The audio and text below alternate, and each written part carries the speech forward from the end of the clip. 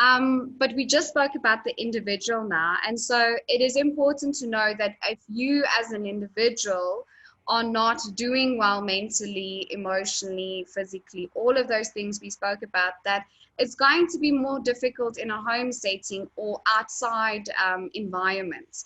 So common things that we do see is some conflict or some friction in households. And you guys said now, according to the poll, that most of you are struggling with families.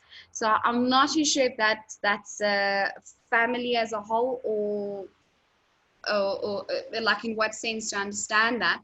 But it's because we're all feeling something and we're not expressing how we're feeling, and we're using certain circumstances just to as a vessel to get rid of what we're feeling.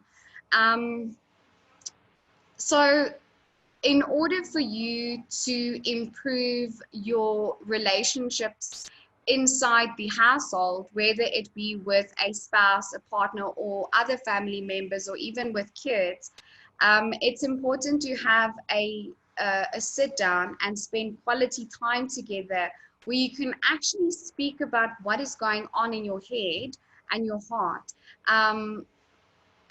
Because if we're not going to do that, we are not going to resolve any issues. Then it's just gonna we're gonna keep on having silly arguments over something silly, when it's not actually that thing that is causing everything. It's actually things that are feelings that are deeper than that. So it's really important to communicate. Communication is key, and I specifically want to emphasize listening, because that is where we all go wrong. We all want to speak, but we never listen. So it's really, really important to actually listen to each other without wanting to respond, or without wanting to change that person's feeling or to change how that person is thinking. It's basically just being there for a person in order for them to voice and to get rid of all the gunk that's inside. Let's then not speak about loneliness. Let's speak of a lack of social connection face to face. That is a big thing, and I think it's because we as human beings are social creatures, and that's why when we speak about self-care, social self-care, social is a little a subheading underneath self-care. So if we are looking after ourselves spiritually, physically, emotionally, but not socially, then there's an aspect that's missing, and so we as an individual won't feel balanced. I think the only way we can deal with that currently is to voice our feelings, to voice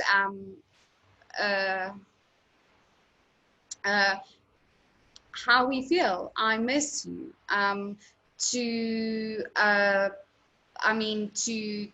To speak to those loved ones that you can't see right now, and let them know how you're feeling. And I know that social media or WhatsApp or even Zoom meetings, yes, it's an attempt at having that social connection, but it's not the same.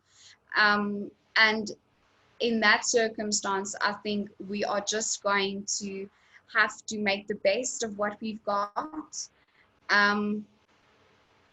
And until we can have a thorough social connection with someone where there's a physical interaction, voice how you're feeling. And if you are going to work and you are allowed, or if you are going to work or going to the shops or wherever you are allowed to go, maybe make use of those type of interactions as means of getting through or getting by until the day comes when we reach this new normal. So most of you also said that, parenting, it's not really an issue, but I do feel for some of you it might be difficult to balance your day. I think I speak to those of you who find it hard to work and look after a child, or having to homeschool, or whatever the case may be. In that sense, it's also important to create structure and have a proper set out routine where you will allow work time, school time, and then quality parenting. I'm just reading this comment. Okay. When kids are a little bit difficult, and kids tend to get a little bit difficult some days, I just want you guys to acknowledge that whatever we are going through, kids are also going through the same experience. So like we had to adjust to to being in lockdown. Kids are also experiencing what we're experiencing. However, they don't have the emotional vocabulary to actually express what they're feeling. So for parents, I think it's important not to look at what your kid is doing, but rather try and understand why he or she is behaving the way they are, because their behavior is the thing that speaks. So I'm going to just refer to one example in this slide, and that's anger. Children and toddlers don't necessarily come to you and say, I feel angry. They'd rather, say something about a remote, or maybe throw a bottle down, or maybe kick their shoe, or whatever the case may be. And so if you can just become aware of how they are behaving and trying to attach an emotion to that behavior and having a conversation, it will be a lot easier to manage the children, and having to manage your own mental and physical well-being. I think it's also important to look at how we are, I don't want to use the word discipline. Discipline is not the right word.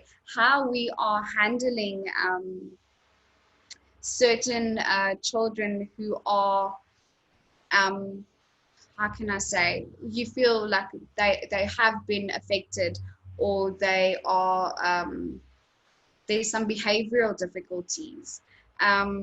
Positive reinforcement usually works.